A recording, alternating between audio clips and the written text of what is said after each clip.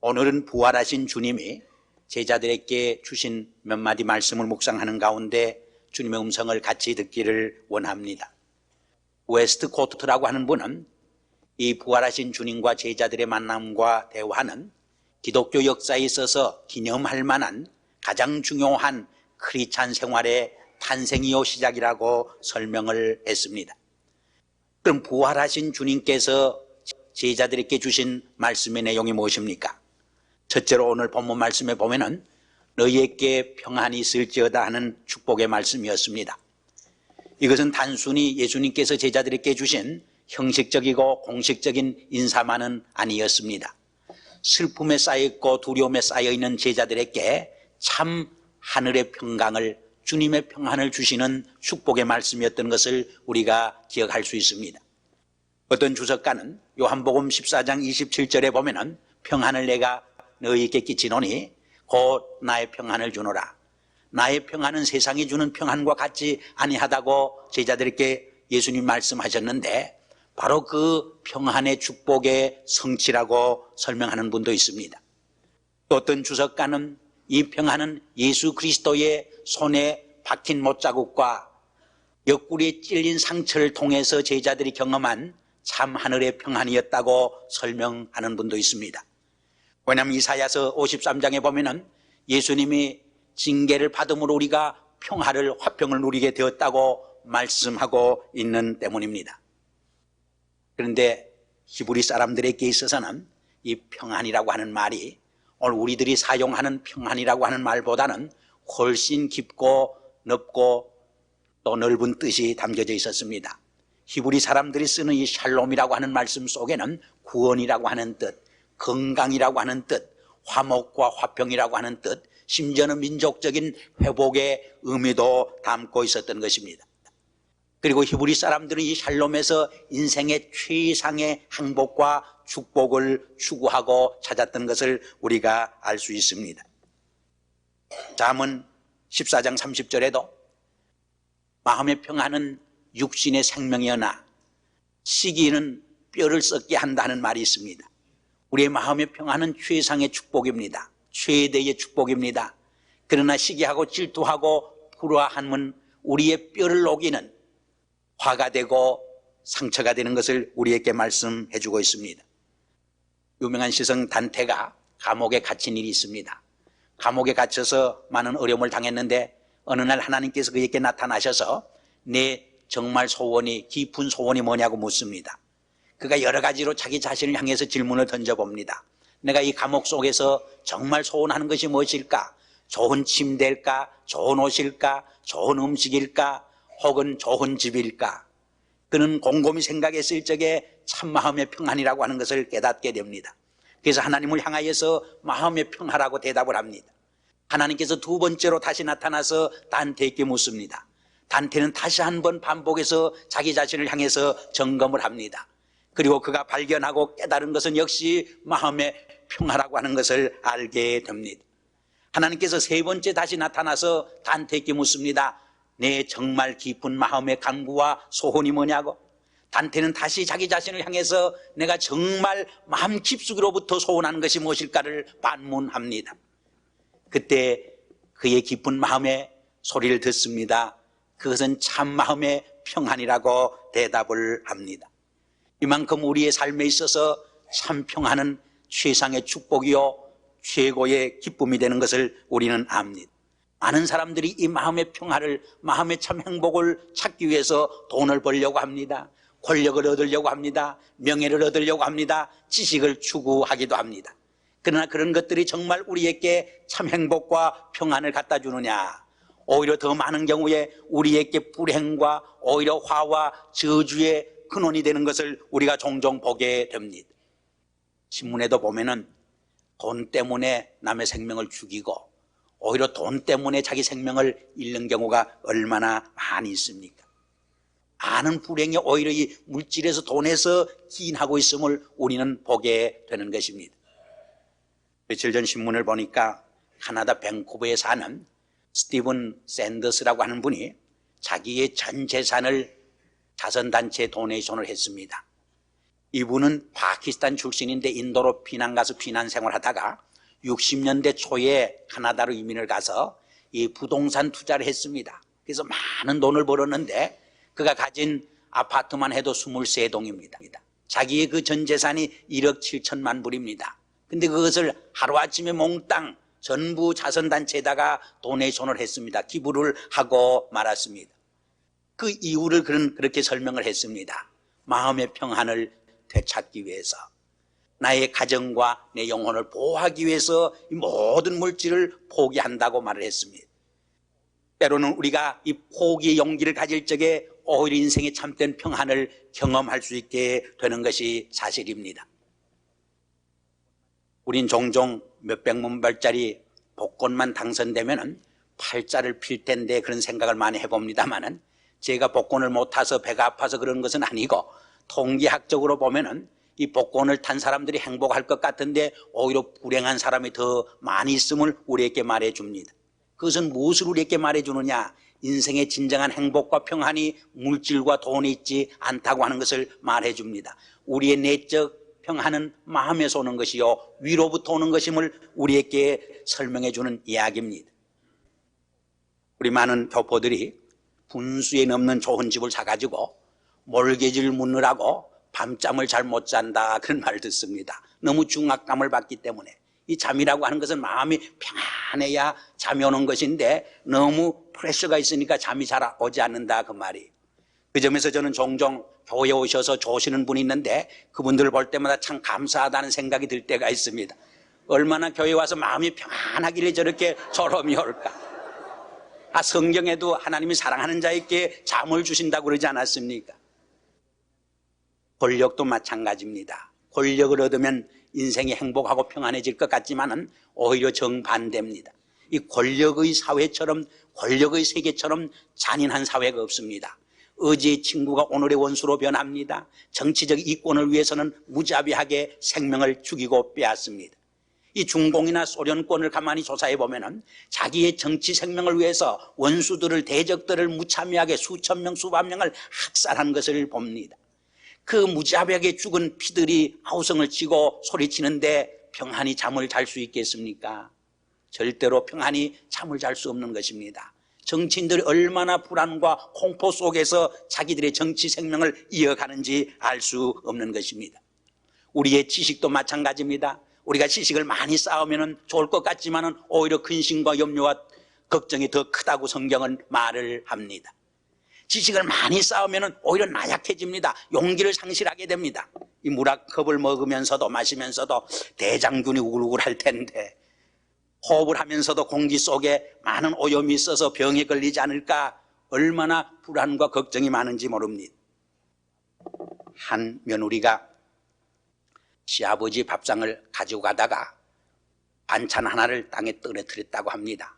그래서 얼른 주워가지고 넣어가지고 갔는데 시아버지가 그것을 보고 알았습니다.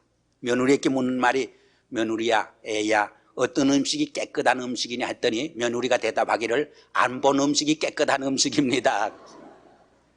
여러분, 부인이 밥하는 거 다 보고 식당에 쿡이 밥하는 거 다 보면은 밥맛이 별로 안 납니다. 그저 모르는 것이 더 약입니다.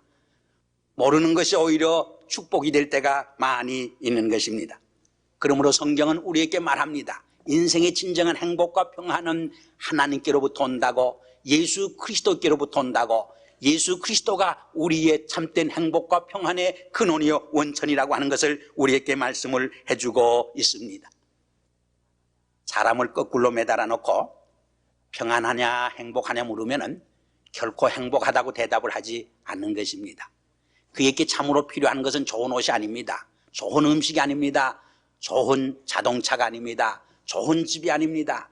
바로 세워주는 일입니다. 하나님과의 올바른 관계성 속에서만 우리 인간은 참다운 행복과 평안을 누리기 시작을 하게 되는 것입니다.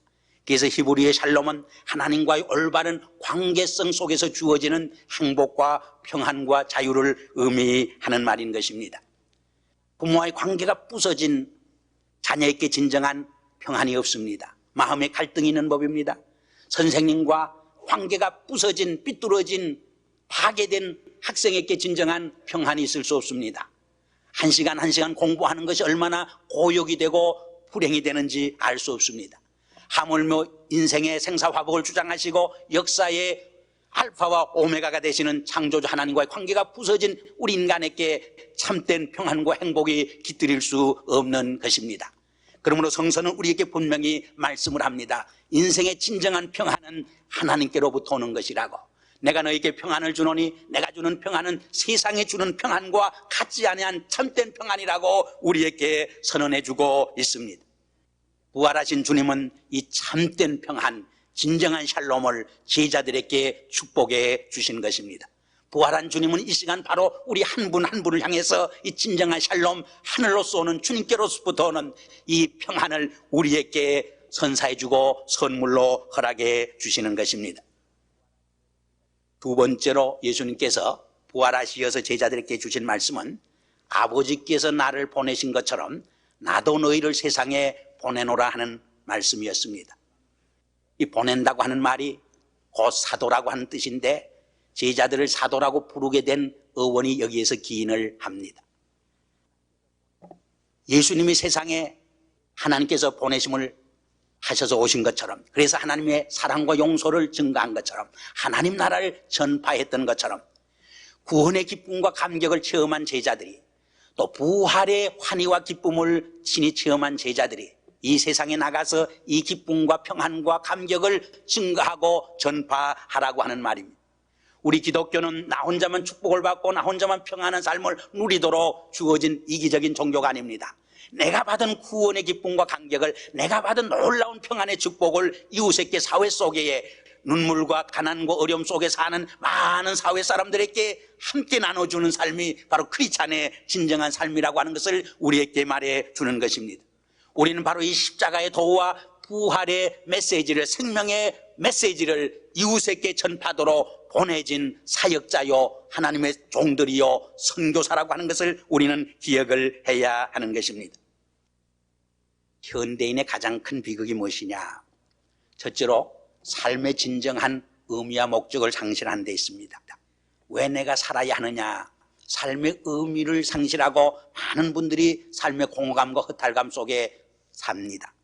두 번째는 내가 위해서 살고 내가 위해서 죽을 수 있는, 내가 위해서 일할 수 있는 진정한 삶의 대상을 상실했다고 하는 데 있습니다. 코넬 대학교의 클러먼 교수의 연구 발표에 의하면 오늘 서구 사회의 많은 젊은이들이 심각한 우울증에 빠져 있다는 것입니다. 어떤 한 통계에 의하면 3분의 1 이상이 정신질환의 경험이 있다고 하는 것입니다. 그런데 이렇게 심한 정신질환과 심각한 우울증이 어디에서 기인하는 것이냐?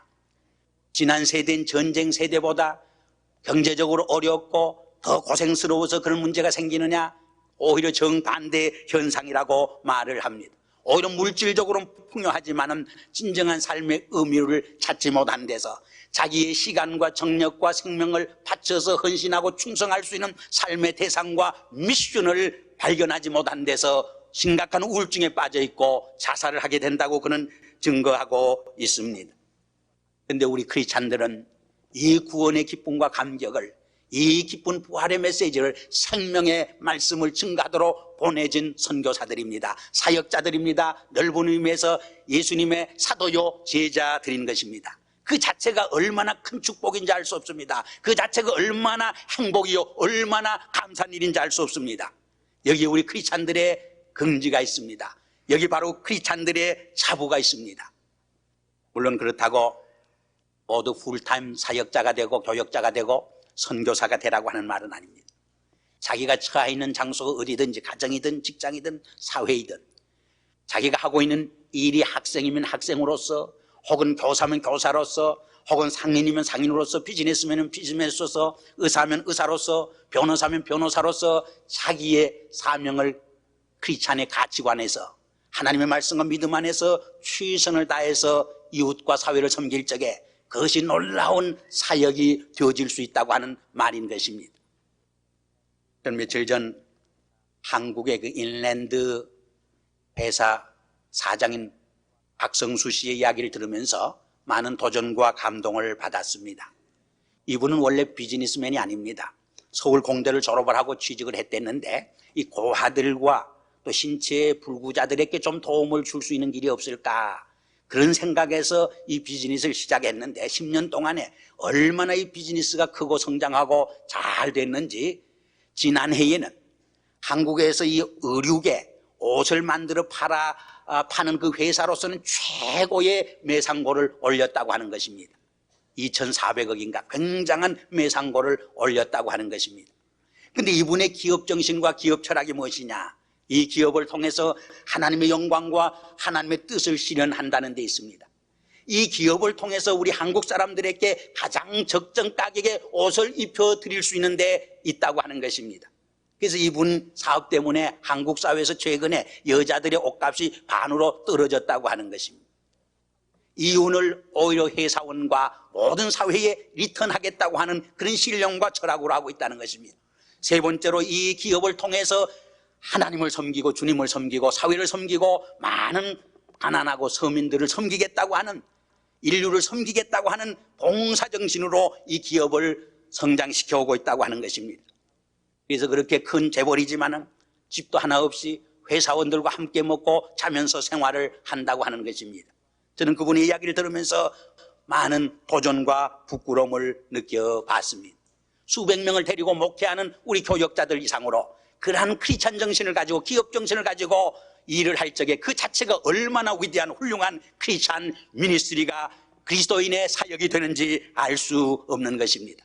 그러한 기업 정신과 기업의 삶을 통해서 하나님 나라가 전파되고 하나님 나라가 이 땅 위에 확장되어 갈 수 있는 것입니다. 창세기 2장 7절에 보면은 하나님께서 아담 이브를 창조하실 때 그의 코에다가 생기를 불어넣었습니다. 그때 인간이 되었습니다. 에스겔 37장에 보면은 에스겔 골짜기에 마른 해골떼들에게 생명을 불어넣을 적에 그들이 살아났습니다. 창세기 2장 7절에 있는 말씀이 인간 창조의 사건이라고 하면은 에스겔 37장에 기록된 말씀은 이스라엘 민족의 회복의 사건을 의미합니다. 그리고 오늘 본문 말씀은 그리스도 안에서 주어지는 새 생명의 역사를 우리에게 말씀해 주는 것입니다. 예수 그리스도의 역사적 부활의 사건이 믿음 안에서 나의 신앙의 사건이 되어지고 그 사건 속에서 내가 새 생명을 부여받고 참 샬롬을 간직하기 위해서는 성령의 역사가 필요한 것입니다. 성령의 역사와 사역을 통해서 예수 그리스도의 부활의 사건이 오늘의 나의 사건으로, 새 생명의 사건으로 체험되어질 수 있는 때문입니다. 그리고 한 걸음 더 나가서 이 구원의 메시지를, 이 새 생명의 감격을, 이 새 생명의 평안을 증가하기 위해서는 내 힘만으로는 부족합니다. 성령이 도와주셔야 합니다. 성령이 역사해 주셔야 하는 것입니다. 우리가 목회를 하면은 내 힘으로 하는 것 같지만은 하나님의 주시는 성령의 힘으로 합니다. 내 힘으로 하려고 할 적에 곧 쓰러집니다. 오히려 자기 중심의 이기주의에 빠져서 잘못된 길로 전락합니다. 내가 다른 사람을 사랑하려고 할 적에 내 힘으로 하려면 오히려 미움으로 끝장납니다. 다른 사람을 용서하려고 할 적에 오히려 용서보다는 원수로 끝장을 냅니다. 그러나 성령이 나와 함께 할 적에 미워하는 원수까지도 용서할 수 있는 용서의 기도를 드릴 수 있게 됩니다. 연약한 나를 통해서 놀라운 개인의 변화와 인격의 변화와 사회의 변화를 불러일으키는 새로운 변화의 역사를 감당할 수 있게 하는 것입니다. 여기 보면은 너희가 네 죄를 사하면 사함을 받을 것이고 그대로 두면 그대로 있으리라고 했습니다. 놀라운 사죄권입니다. 놀라운 축복권을 우리 크리스찬들에게 부여해 주셨습니다. 성경에 보면은 다른 사람의 죄를 용서하는 것은 하나님만이 하실 수 있는 일입니다. 근데 어떻게 내가 다른 사람의 죄를 용서할 수 있단 말입니까? 물론 내가 한다는 말은 아닙니다. 네 안에 계시는 성령이 하신다는 말입니다. 내가 증거하는 복음 안에서 사지, 은총과 구원의 역사가 일어날 수 있다고 하는 것입니다. 그러나 그 일이 나를 통해서 이루어진다고 하는 것을 생각할 적에 나는 놀라운 존재입니다.